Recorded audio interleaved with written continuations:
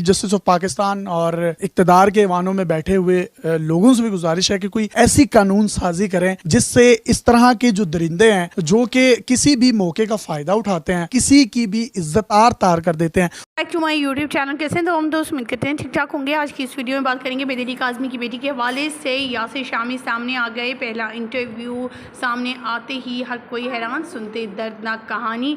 दुआ ज़हरा की ज़ुबानी तमाम तफसीलात आज की इस वीडियो में रखेंगे। यासिर शामी एक मकबूल शख्सियत है। ये हर वो उस जगह पर या हर उस शख्स का इंटरव्यू लेते हैं जो या तो उस सानहे से गुज़रा होता है या फिर उसके साथ कुछ ऐसा हुआ होता है। अच्छे बुरे हर काम में जो है आगे हिस्सा लेते हैं। शामी, अगर यासिर शामी की बात की जाए तो इकरार हसन से इनकी काफ़ी गहरी दोस्ती है। इकरार हसन भी मेहदी काज़मी की बेटी के केस में काफ़ी दिलचस्पी लेते रहे हैं और अभी तक उन्होंने बहुत से इंकशाफात किए हैं ज़हीर गैंग के ख़िलाफ़ और इसको गैंग ही करार दिया है। उनका ये भी कहना था बच्ची को किस तरह से वर्गलाया जाता था, बच्ची को कैसे उसका कत्ल भी किया जाना था, लेकिन कुदरती तौर पर वो चाइल्ड प्रोटेक्शन ब्यूरो में चली गई।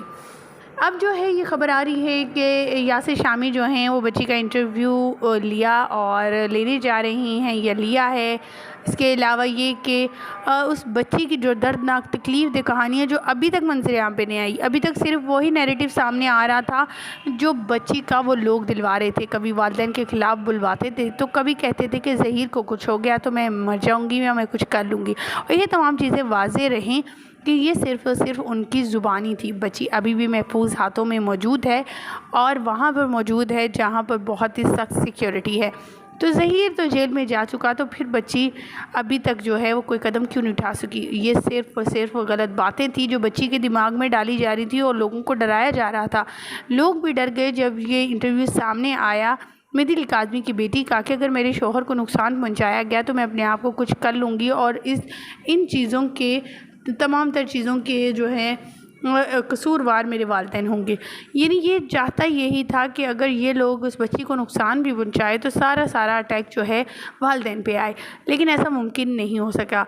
अब जो हैं इकरार हसन के बाद जिब्रान नासिर तो दलाइल बेहतरीन दे ही रहे हैं। अब यासिर शामी भी जो शुरू से इस केस में हैं वो भी इन्वॉल्व हो गए हैं प्रॉपर तरीके से।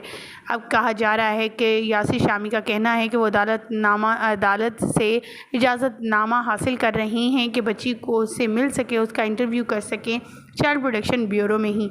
सो मिलते ही इजाज़त वो अपने फैंस को भी बताएंगे और फॉलोअर्स के साथ वो इंटरव्यू शेयर करें। हमारी तो दुआ है कि अल्लाह ताला सबको हिम्मत अता करे कि इस केस पे बढ़ चढ़ कर हिस्सा लें और सच को सामने लेकर आएँ, क्योंकि ज़हीर और शब्बीर जो मुल्ज़मान हैं वो बहुत ज़्यादा किस्म बैक पे उनके बहुत बड़ा हाथ है। क्योंकि इन्होंने पिछले दिनों ये ख़बर भी वायरल हुई थी कि जब ये लोग मौजूद थे वहाँ पर अदालत के बाहर, तो वो कुछ लोग अननोन लोग जो कि वहाँ रहायशी भी नहीं थे, जानने वाला भी कोई नहीं था उनको, वो लोग मिठाइयाँ बांट रहे थे और मिठाइयों में ऐसी अशिया थी जो कि इंसान की जान भी ले सकती है। और वो मिठाइयों में सिर्फ़ और सिर्फ मेहदी काज़मी के घर जानी थी एक मिठाई और एक जिब्रान नासिर के लिए थी, और उन दोनों में जो है वो जो है जहर के एलिमेंट्स मिले थे। क्योंकि बाद में जिब्रान नासिर और मेहदी काज़मी की ख़ुद की तबीयत काफ़ी ख़राब हो गई थी। इस वजह जब टेस्ट करवाया गया तो पता चला कि वो तो इन्हें जान से मारने की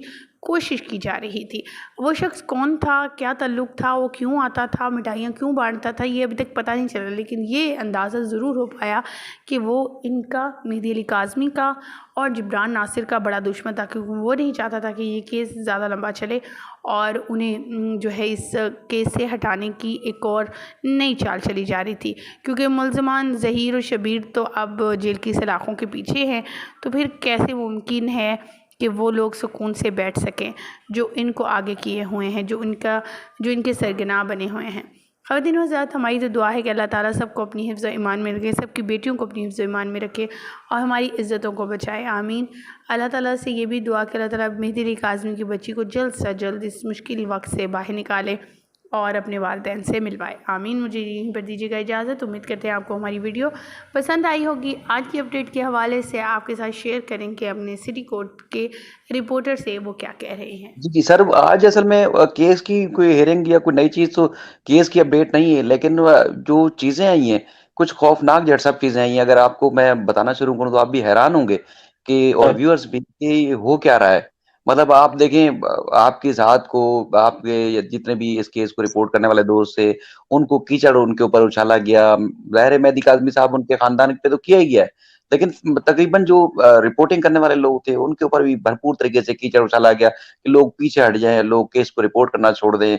लेकिन अब मुझे कुछ और आज इस तरह के खौफनाक इंकशाफात हुए मेरे सामने, मैं खुद दंग रह गया कि कुछ लोग हमारे बीच में इंडक्ट किए गए, बीच में शामिल किए गए, जिनका सहाफ़त से भी वास्ता नहीं था, यूट्यूबर भी नहीं थे और कोर्ट रिपोर्टर भी नहीं थे। लेकिन कुछ ऐसे लोग बीच में आए जिसमें वो हमदर्दी करते रहे, ज़ाहिर करते रहे मतलब मुझे कहें कि जी मैं मेहदी अली काज़मी साहब का हमदर्द हूँ, मेहदी अली काज़मी साहब के सामने शो करेंगे जी मैं शाहिद का दोस्त हूँ और इसी तरह बीच में लोग आते गए और बहुत ज़्यादा करीब आ गए। अच्छा फिर ज़ाहिर-सी बात है मतलब मैंने तो आज उनको कहा है कि भाई मेरे नाम से अगर कोई कसम भी उठा-उठा के बोले कि भई शायद ये चीज़ कर रहा है तो आप लोगों ने हरगिज़ कभी भी कोई बात पे एतबार नहीं करना। तो लोगों ने बड़ा वो किया बीच में, जैसे अब इस तरह बीच में आपको पता है उधर से बैठ के लोग भांड भी मार देते हैं, मतलब जो कुछ करने वाले होते हैं उसकी उगल भी देते हैं मुँह से। तो कुछ बीच हाँ, में चीज़ें जैसे कुछ खाने की चीज़ें ला के दे रहे हैं। अब आपको पता है कि जब 4-4 6-6 घंटे हम रिपोर्टिंग के लिए, केस के लिए इंतज़ार कर रहे हैं, तो जितने भी 4, 6, 8, 10 लोग हैं, कभी प्यास भी लगती है गर्मी की वजह से, आपको कोई हर किस्म की ज़रूरियात हो सकती है, आपको चाय भी पीनी पड़ जाती है, कुछ भी। तो उसमें बहुत सारे लोग हमें कुछ चीज़ें खिलाने के लिए देते रहे, मतलब अब आपको पता है कि मेरी फिर अगर किसी और से हमदर्दी है, तो मैं किसी और दोस्त को भी ऑफ़र करूँगा कि भाई ये फलाँ दोस्त ने मुझे ये खाने की चीज़ दी है, आप इसको भी ले लें। तो मतलब इवन के बहुत सारे लोगों को ये चीज़ें दी दी जाती रहीं।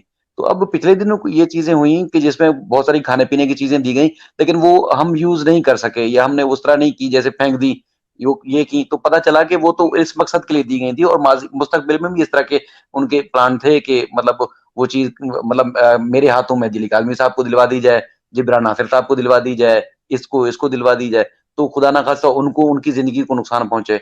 अब वो ज़ाहिर है देने वाले को तो कोई नहीं पकड़ेगा, उसको पता है कि ये शाहिद ने दी है। अब शाहिद को तो किसी और ने दी थी और जो 4-6 महीने से मेरे साथ उठ बैठ रहा था। तो बहरहाल इस तरह के बीच में चीज़ें आई हैं कि ऐसे ही इस माफ़िया ने वो लोग हमारे सामने या हमारे साथ नत्थी कर दिए थे, जो इस किस्म की वारदात मुस्तकबिल में सख्त या संगीन तरीन कर सकते थे। ज़ाहिर-सी बात है मकसद सिर्फ़ सर ये है कि इस केस से हटाना है, इन लोगों को पीछे हट जाएँ। मतलब जितना मतलब कर सकते थे कीचड़ उछाला, इल्ज़ामात लगाए, जो भी अब मतलब अगर किसी एक बंदे के साथ कोई मिसहैप हो जाए मतलब कोई चीज़ खाने से या कोई भी, तो यकीनी-सी बात है दूसरे लोग भी पीछे हट जाएँगे। तो ये चीज़ें हुई जो शायद नामुनासिब हैं, तो मैंने तो आज एक वीडियो की है जिसमें दोस्तों से कहा है, इल्तिजा की है कि भाई मतलब भले आपको मुझ पे या किसी दोस्त पे आपको हज़ार गुना ट्रस्ट भी हो, तो आपको वो ज़हर क्या मिठाई भी दे तो आपने नहीं खानी। तो बड़ी एहतियात करनी है क्योंकि ये बड़ा खतरनाक मामला है सर, बड़ा खतरनाक गैंग है वैसे। मतलब मैं सोच भी नहीं सकता था कि इस तरह की हरकत हो सकती है। हमने आप सबने वकालतें भी की हुई हैं, बड़े-बड़े दहशतगर्दों के केसेस भी आपने फॉलो किए हुए हैं। कभी इस तरह की आपके लाइफ के थ्रेट्स या आपको इस तरह के थ्रेट्स नहीं मिले होंगे।